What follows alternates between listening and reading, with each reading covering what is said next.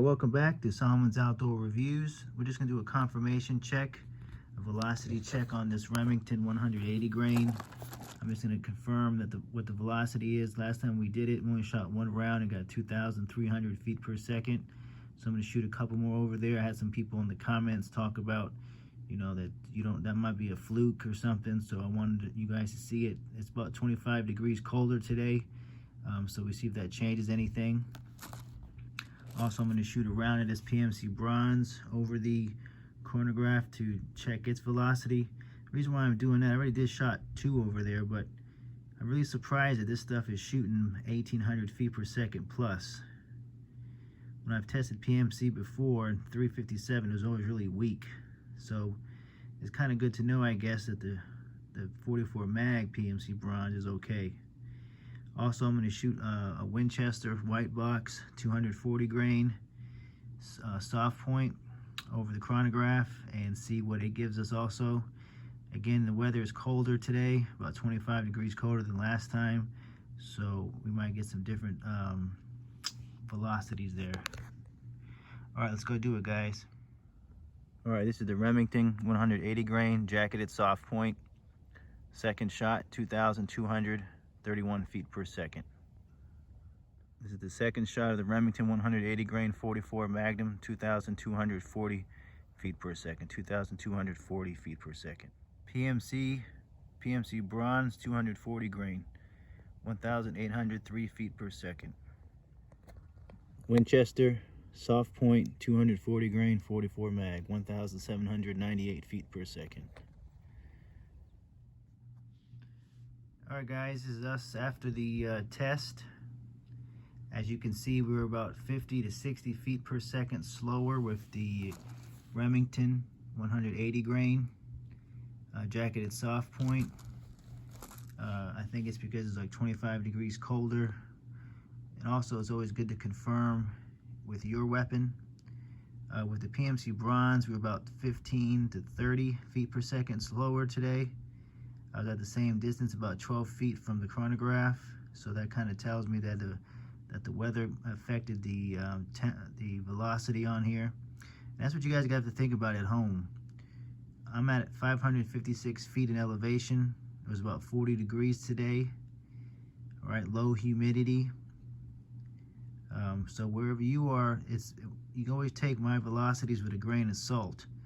You should always use your rifle and test it at your altitude, at your temperature, your hunting temperature where you're going to be hunting, and see what the velocity out of your rifle. This is kind of a roundabout. Now for me, it's exact because it's coming out of my rifle, of course. But for you, it might be a little bit different, okay? Because I notice my velocities can be different than some other people that test the same stuff. So just be aware of that. If you really want to know your velocity, go ahead and test it yourself. Also did an accuracy test with this PMC bronze. I did a 3-shot group. It was horrible, guys. It just 50 yards. I don't know. Usually the PMC bronze is okay, but it was just bad, really bad. I did a 4-shot group of the Winchester soft points, and they did really good. It was about an inch group at 50 yards. They were just as good as the American Eagle 240 grain jacket hollow point. So that makes me feel better. I got 2 different rounds that I can actually shoot through my rifle. It actually likes 300 grain bullets though too. I haven't showed you guys that yet, but I need to put together a video of shooting some 300 grain rounds out of that barrel. If you really want accuracy, at the Traditions Outfitter G2, you need 300 grain Hornady rounds or some Nosler 300 grain. Those are the only ones I know if I can get a hold of. I've never shot any of that full copper stuff out of there, Barnes, or any of those fancy rounds that have like hydraulic wings or whatever they're called. I don't know what they're called, but you know what I'm talking about. So again, this is just a little quick confirmation video, a little discussion, talk about, go ahead and check your own velocities out of your own rifles.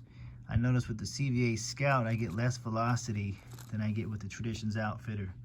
I think that's because the chamber and the lockup of the Traditions Outfitter is tighter than the CVA Scout. I think there's a little more wiggle room in there.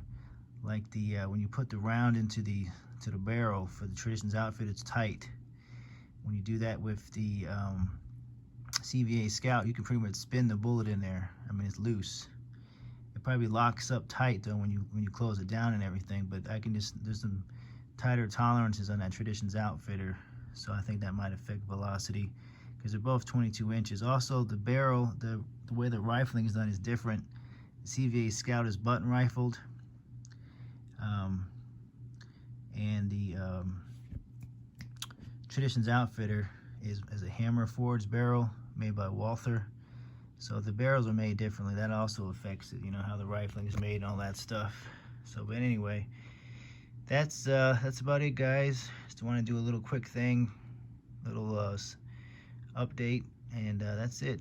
Hope you guys have a Merry Christmas and a Happy New Year, and Happy Hanukkah, all that stuff. All right, guys. Thanks for watching. Like and subscribe if you want. It don't matter to me.